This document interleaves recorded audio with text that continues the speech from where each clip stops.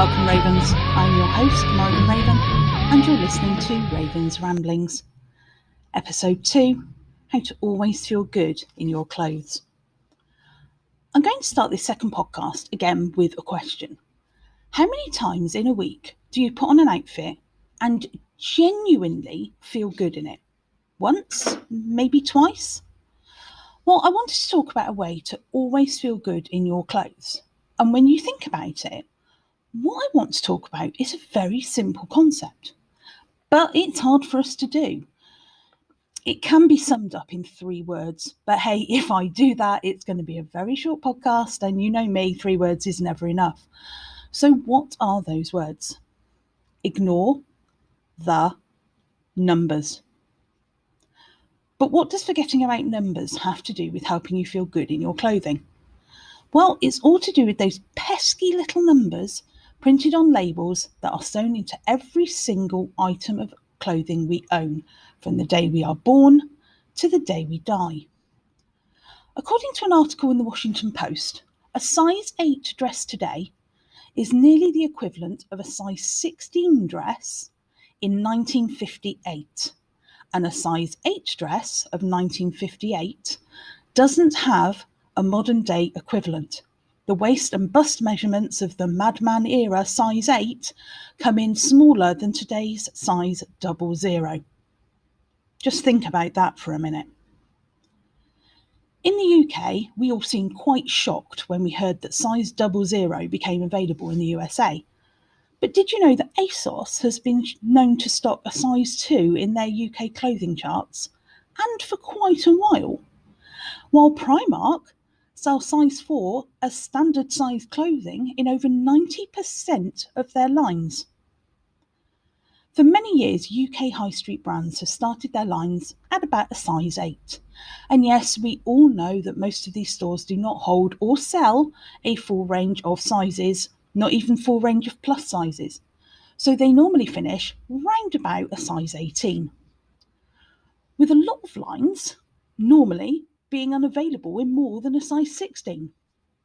If shops do stock plus sizes, then a 24 is about the highest you will find without going to a specialist plus size store, which ironically start their plus size lines at a size 14. So with all that in mind, let's talk about these sizes and how they were devised. Time for a little history. Ready-to-wear clothing first began with military uniforms for men in the 1800s. This made the process of providing uniforms to mass amounts of people much quicker. However, domestic clothing sizes didn't really exist much before the 1940s. They were brought about at the end of an era when the war had finished, people were starting to live without rations and being able to buy clothes again. And they were also starting to run very busy lives, with husbands home, son that needed care and attention full time, children, of course, and working lives. Women didn't have the time anymore to do what had been done throughout history, which was visit a store and be personally measured for each item of clothing you wished to buy. Imagine if we had to do that nowadays. The 1940s also brought around the birth of catalogues and mail order. So clothing had to be standardised in some way for people to be able to buy direct and have clothes mailed to them. They were really the early days of online shopping that we've come to know and love today. With the pressure of time and people wanting to get things done at a quicker pace, and with fashion starting to change at a more rapid speed, mass clothing production began in earnest. But for mass production to work, however, clothing had to be standardised to what we now know as off the rack, and catalogues became the standard way to shop. Data was collected from 15,000 women, and averages were eventually worked out for clothing sizes. It was a long, arduous and complicated process which was carried out by 2 people. No computers and no other ways to analyse your data in those days but by hand. Over the years, sizes have changed. I mean, new sizes have come around, sizing has been expanded, and some brands have adopted lettering rather than numbers. And this has all come about because women have changed. We no longer wear corsets and structured undergarments unless out of choice. So clothing sizes have adapted to be more inclusive of the natural body. Random trivia alert number 1. Did you know that before the days of clothing sizing, the clothing sizing we know today, sizing was literally based on your age? A size 16 was made for a 16-year-old. Could you imagine going into a clothing store these days and buying a size 35 or even a 58? Anyway, let's take a breath from all that and move on. Clothing sizes have always been a bone of contention for so many people. Some have become obsessed with their clothing sizes and refuse to buy items if they're not marked with the right number. And to me, it's crazy. And here is why. We have now moved into an era where vanity sizing has become a thing. So what is vanity sizing? Well, vanity sizing, by definition, or size inflation, is the phenomenon of ready-to-wear clothing of the same size becoming bigger in physical size over time. This has been documented primarily in the United States and the United Kingdom. Strange how it isn't seen in other countries. Maybe this explains why when we buy clothes from China in our size, they never really fit. Because in the UK and the US, they've adapted the sizing, and in China, they're still using the original universal measurements. Well, random trivia alert number 2 for you. Did you know that 1X is actually larger than XL? 1X is considered a plus size, whilst XL isn't. No, I didn't know that one either. As a population, we have become obsessed with the numbers on our clothing labels, and it genuinely blows my mind. These numbers are one of the biggest causes of so much negative mental health and eating disorders in the world. And I'm not talking about obesity, and I'm not talking about dieting or anything like that, just the obsession with numbers. It is also one of the biggest causes of eating disorders in children under 14 years old. That and Photoshop celebrity pictures that we are constantly paraded with in the media. Maybe that's a topic for another podcast for the future. So how is this world of numbers taking over our lives, and why are we letting it? How does ignoring them help to make us feel better in our clothes? I once watched a fabulous YouTube video by pure chance. In fact, there's been a few, but this particular one stuck in my mind, and it was by a lady called Coley Burton. She went to a selection of well-known high street stores and bought a pair of UK size 12 jeans in the same or as close as possible style from each store. She got home, she put on her camera, and she tried them on, recording the whole experience, and popped the video on YouTube. The difference in a UK size 12 pair of jeans, something that should be standard, was just phenomenal. There was a discrepancy between two pairs of jeans by nearly 6 inches in the waistband and 2 inches in the width of the leg. Now, when you stop to think about that for a minute, and you think about those times you've not been able to try something on in a store, and then you've got it home in your regular size, and it doesn't fit. Her experiment kind of explains why. And what do? Well, most people will probably be annoyed, angry, a bit upset, and take the items back to the store or send them back if they were purchased online, and possibly give up and reach for the biscuit tin to cheer themselves up a bit. But there are those who would react in a different way, and their next actions could be the steps towards a serious mental health issue and possibly eating disorder. The pressure to fit into a certain mould in our society is immense, and clothing brands and clothing sizing is not helping. Vanity sizing to feed our obsessions is only starting to make things worse. Imagine for a minute you have not changed weight or height or body shape for 10 years. Imagine for the first 3 to 4 years of that time, you could go shopping and you've purchased a UK size 12. And I know I keep picking on a size 12, it's just the first number that comes to mind. But now imagine going into a shop after maybe a year of being unable to afford anything, and suddenly, despite your body not changing in any way, shape, or form, you're needing to buy a 16. Just think about what that would do to your own personal self-esteem and onwardly your mental health. From my own personal experience, I have been convinced that I've gained weight over a period of time because over the course of 12 months, I've gone from buying a size 20 to a size 24. Yet all my friends, and even people I haven't seen for a while, are convinced I've either not gained weight at all or possibly stated that they feel I've even lost weight. Yet I've been left confused and not really knowing what I look like. And genuinely, it takes a toll. No matter how much self-love I feel that I give myself or how much I try to accept myself, these things, they do get to you. And because of that, I've skipped meals, I've exercised more, I've checked the scales obsessively 2 or 3 times a day.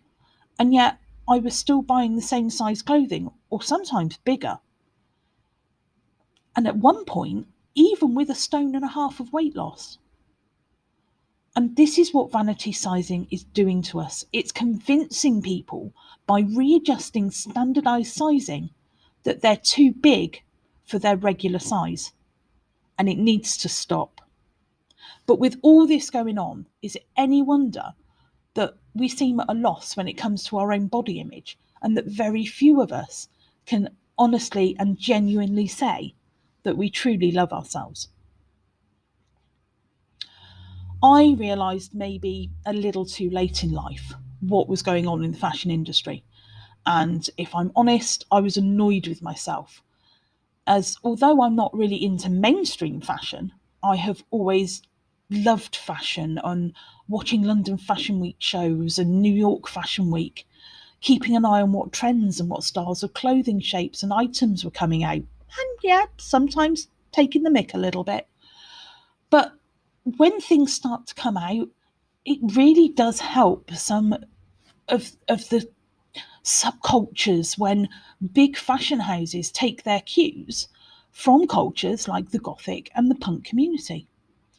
I mean, let's be honest, Vivienne Westwood's been doing that for a very long time. Quite recently, Prada did this. And although I didn't necessarily like what they'd done, and didn't even think what they'd done was particularly Gothic, when fashion houses bring out collections that are based on a black colour scheme, this filters down and eventually there's more out there than I can buy because people want to copy the big designers. So the trends and the colours filter down from those catwalks and end up on the high street. Then I, even in my plus size, can goth up with the most basic of items. Quick plug to my YouTube channel there, where I have plenty of videos doing just that, and there will be more. But I do wish I'd learned that, the hold on my life that these little annoying numbers could have much, much earlier. And maybe I would have been a little bit kinder to myself all these years, dropped the fad diets and just ate more healthily in general, not cried in changing rooms, not hated myself for missing a gym session or 3. In general, numbers do tend to rule our lives, let's be honest. Weights, measurements, times, dates, we are literally controlled by the things. And in some respects, we shouldn't be. So how do we stop them from governing everything we do and allow ourselves to be happier? And to do that, it is actually quite simple. Just ignore them. Yep, that's what I said. Just ignore them. Okay, so not fully. Let's say this instead. Let's look at the numbers in a different way. When we go shopping, we are always looking for our number, whether that be an 8, a 12, a 32. And we're looking at it and for it from the minute we enter a shop, and we are ruled by that magic number. But we need to come to terms with what I stated previously about this perfect sizing and vanity sizing. Perfect sizing, it just doesn't exist. It's a sizing based on a measurement that, let's be honest, very few people will fit into perfectly. So, for example, let's use my body. I am a UK size 22-24, but I have big arms. It's just the way I'm built. So I know that most blouses won't fit me, because unless the design of the blouse is for big sleeves, the arms won't fit, which means the back and chest area won't fit either.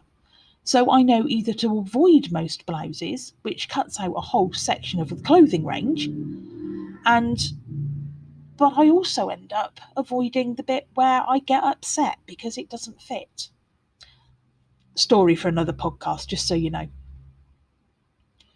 So what if we take this number and rather than see it as a goal to achieve, we use it as a guide? Well, then that makes things a whole lot easier. If we look at the numbers as a guide, then it merely gives us a starting point for our clothes shopping rather than our last stop. Let us take a UK size 14 female that has a slightly smaller hips and slightly bigger chest as our body to shop for. If we go to the size clothes 14, we may find some items that fit and some that don't. So what do? Rather than giving up and changing stores and traipsing around 18 different places, why don't we look at the clothes that don't fit and look to why? Is it because the chest area is cut too small because of the style? If it is, then size up. Are the jeans too big? Then size down. Imagine how much time we would save ourselves. Remember when men used to shop with their wives and joke that they would always go back to the first item they saw? I have a philosophy around this. I don't think it's because we're indecisive. I think it's because we're searching for that perfect fit. But what happens is that we find what we really like, and it normally is one of the first places we stop at because we have an idea in our heads where we want to go shopping. But it doesn't really fit. So what we do is we spend the rest of our time looking for that exact same item somewhere else in a perfect fit. And it probably doesn't exist. So rather than getting the perfect fit in a shop and a similar item, we go back to the first item because we really like it and that's what we buy. And 9 times out of 10, we stick it in a closet and we don't wear it because it doesn't fit us properly. How much time would we have saved in our shopping days if those jeans fitted and we just sized up to get a better fit? Or sized down because the waistband was a bit too big? So why don't we do that? Well, it's because it's ingrained into our heads that we are a number and not a person. If we are so obsessed with that number, it's as if it's more important to us than the clothes. So why not size up and ignore the number? Well, we don't do it because we're scared. We're scared of what other people will think. But let's think about it. Who cares? Honestly, are we likely to hear compliments such as, "Oh, that size 12 looks great on you"? Or are we going to hear, "That dress looks amazing"? See the difference? We need to get into our heads that the only person that knows what size clothing we are wearing is ourselves. And if it bothers you that much, Cut the label out! Isn't it much better to get clothes that fit rather than squeeze ourselves into something that just shows where it's too tight or too baggy? Or, in worst case scenarios, and we're seeing this a lot in the younger generations, starving ourselves until they do fit. We as a nation spend far too much time comparing ourselves to others. More often than not, to people we look up to. And more often than not, those people are celebrities. Do you think Kim K or J-Lo or even Dame Judi Dench hit the red carpet in an off-the-rack dress? Well, of course not. For the same reason that brides go for dress fittings. The basic dresses in a bridal shop have a little shape and are normally a few inches too big for the size they're due to fit. In some cases, they're way too small, and these dress shops just hold the samples. And they're samples for that reason. You get clamped in, pinned in, anything to make the dress look how it will do once it's fitted. So you buy the dress, and then they make you one that's roughly the right size. And then they ask you in 2 or 3 times for fittings so that it can be pinned and tucked and stretched over your body shape. Thinking of the dress a little bit like a first draft when you first get it. So it won't fit perfectly when you first put it on, but the seamstress or the tailor, they'll make it fit perfectly to your lumps, likes and curves. All done so that on that one day you can look amazing. Celebrities do the same. Racks of designer dresses are put into a room for them to try on, and then once they've found the one they like and want to wear, it's then tailored to their body to make them look perfect on the red carpet. Just watch a season of Queer Eye and listen to how many times Tan France tells the person he will get something tailored for them because it's too long in the arm or a little too wide in the shoulder. And it's exactly that. Everything we see these days, these perfect images, it's tailored. Even models on catwalks have fittings to make things fit perfectly to their bodies to make the clothes look good. And we're never going to get that in Topshop or Primark. Therefore, we need to do our own fitting. Maybe we are lucky enough to have a seamstress on hand, or even better, our own skills to adjust an outfit. But if we don't, we really need to be clever in our shopping. If something is too tight but you really like it, size up. And if to do that, and it needs to be 3 sizes bigger, who cares? Do we cry when shoes don't fit? No, we size up or size down like it's the most natural thing in the world. So why do we not do it with our clothing? I have clothes in my wardrobe, quite genuinely, that range from a UK 16 to a UK 26. And as I've stated, I'm a UK 22 to 24. And yet they all fit. And they all fit because I'm starting to ignore the numbers and I'm buying clothes based on the ones I like and how they fit me. I'm not forcing myself into clothes that are too tight and showing that they're too tight with a gapped button seam here or a tucked and rucked up piece there. I'm not swamping myself in clothes that are too big. Well, unless it's those baggy jumpers I slob around in at home, but hey, they're meant to be huge and snuggly. But the better the fit of my clothes, the better I look and the better I feel. I keep getting told by various people that just because I'm on the plus size end of the scale, that I carry my weight well, or I don't look as big as I believe I am, or I don't look the size they think I am. And I will freely admit my clothes sizing, but they will tell me, but you don't look that big. I would never have guessed. And the reason is because I'm buying clothes that fit me.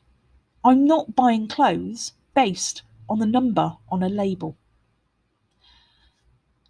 And it can be, if you let go of this obsession, quite liberating.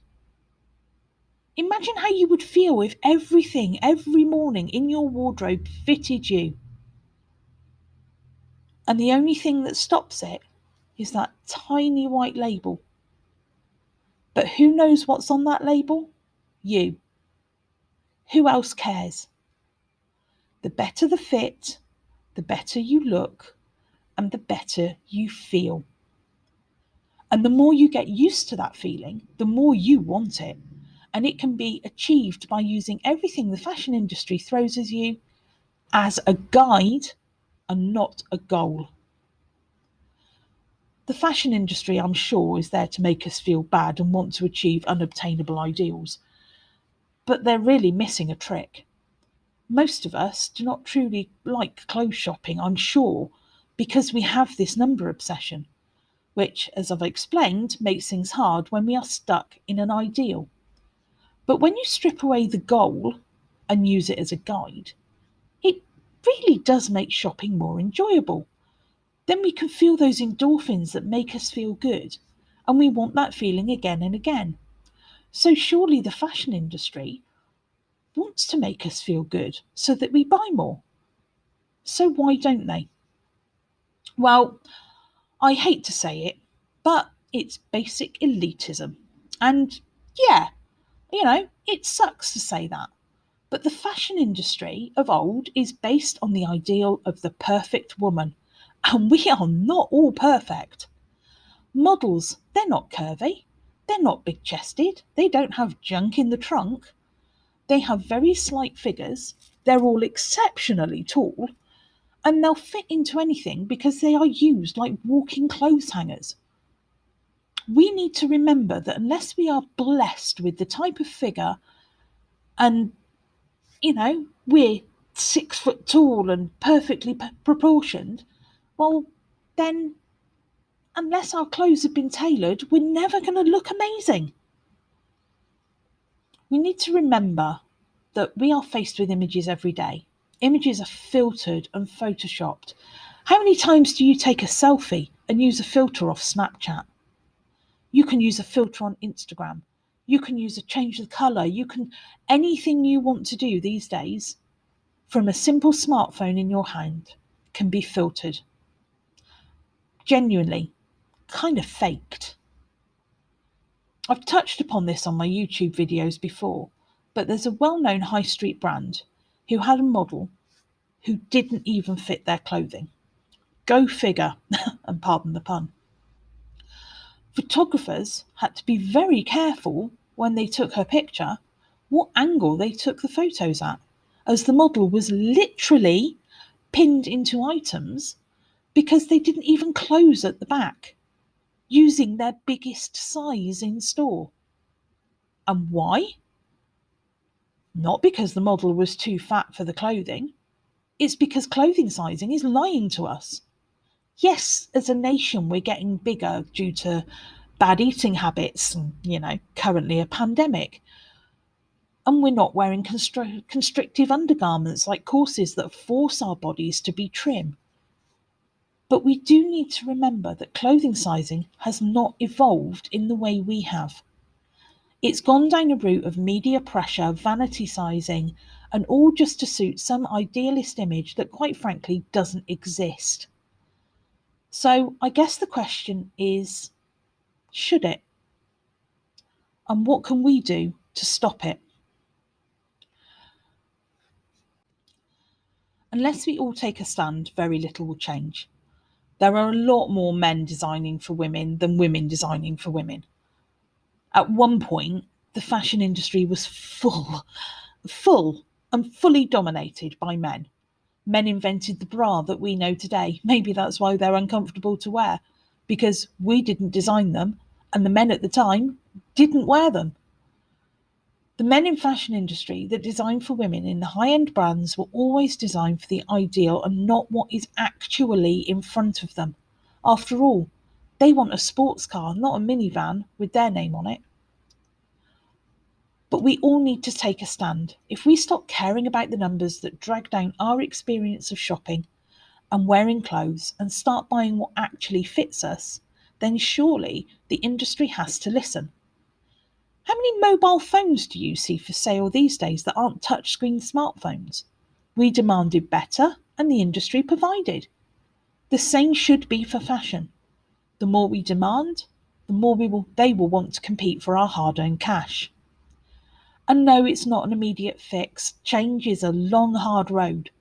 But we are starting to see curvier and plus-size models on catwalks because we've demanded it. But it would be good again not to see perfect size 20s and not hourglass figures, which most of us in the plus-size region of fashion do not have. We don't proportionately get bigger. You have no idea the amount of times I've been thanked for a review or a picture of an item with me wearing it so that people could see a real plus-size body in it and not some model body. Even on some of the alternative brands that do plus sizes, their models are just about plus size and wear their smallest size in the range. And they've been photoshopped. No saggy arms in our clothes, thank you very much. But as consumers, we need to see how things will look on us. Why are we so scared of real bodies, real skin, real scars and imperfections? I do have to tip my hat here, however, to ASOS, because despite their size 2 clothing, they have taken a stand and do not Photoshop or airbrush their models. If you look closely, scars and imperfections are shown, but their models still have perfect bodies.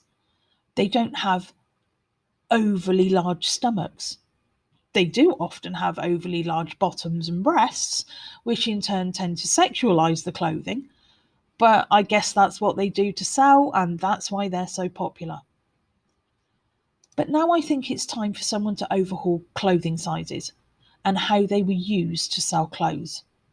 If men's trousers can be sold in measurements, and jeans mostly are, then why can't women's skirts and dresses? Why can't we mix and match dresses with smaller tops and larger bottoms based on proper up-to-date research and not the research of nearly a century ago? Well, that would be amazing, but let's be realistic. This would mean a lot of mass production in too many variants to ever work or be cost effective, because something does need to change. But maybe let's start with a new survey. With the technology these days, we could all fill in an online form anonymously with our sizes and measurements, and that could be collated for accurate sizing guides to be created. But I doubt I'll see much change in my lifetime, so at the moment, it's just down to me. It's up to me what clothing sizes I buy, what brands I support, whether I choose vanity over comfort. It's my choice whether a label in the clothing upsets me or whether I look at it as a guide to getting the fit right. It's my choice if I size up or size down, and it's up to me how I choose to feel about it. And the same should be for you. Who will you support? A fashion brand that purposely sells clothing that is smaller than the standard measurement, that puts pressure on young girls to be smaller and more waif-like than they could or should be to remain healthy? Will you support brands that stop their sizing at a UK average so that young people feel obese when they're in their own skin when they are literally just normal? The fashion industry is based on supply and demand, with everyone these days being more ethically focused and wanting to encourage sustainability in their life choices. Why are we allowing these brands to continually put ours and our children's psychological well-being in harm's way? We fought back against the waif look of the models in the 1990s, and we got bigger and healthier models. We fought back against brands that excluded sizing, and brands started, although not all and not completely, to expand their ranges and be more inclusive. Now let's work on those brands to rethink their ideals. Together we can be a force. We just need to put in our minds in the right place and ignore those numbers. Finding clothes that fit us rather than worrying about the number on a label, that no one else ever sees is so much better for your confidence, for your state of mind, and everyone's well-being. Once we have mastered ignoring the numbers and the guide versus goal idea, then clothes shopping starts genuinely becoming more fun and no longer a chore. And clothes should be fun. Fashion should be fun. Something else I'm about to release a YouTube video on is dressing for your age versus dressing how you want. That should be an interesting one. But clothing, unless a uniform for a specific reason, should always be fun and expressive. We live in an age where David Beckham has worn a skirt and where women wear trousers probably in some form or another more than they wear skirts. We live in an age of trans, non-binary, where the rules of everything are being changed, where rules are being bent and broken for our own personal expression of self. As you know, I'm a goth, and therefore I don't play with the obvious things like colour and pattern, but I play with textures and layering to express my outfits. But it's all made that little bit easier when everything I have in my wardrobe fits me, regardless of the size I've bought it in. Just think how confident you would feel in your style of fashion if the wardrobe had 100% of clothing that fitted and made you feel good to wear it. The choice is truly yours to make. So I'll leave you with your thoughts on this subject to, peruse like we do in the shops.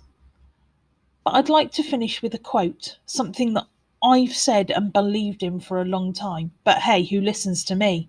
So I'll leave you with the wise words of this lady instead.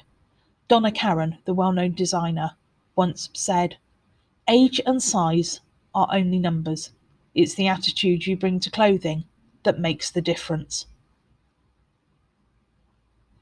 Thank you for listening. I'm going to sign off. As always, remember, no matter what you do in life, just do you. You've been listening to Raven's Ramblings, hosted by Morrigan Raven. For more information and links to my other social media sites, please visit my Anchor FM profile.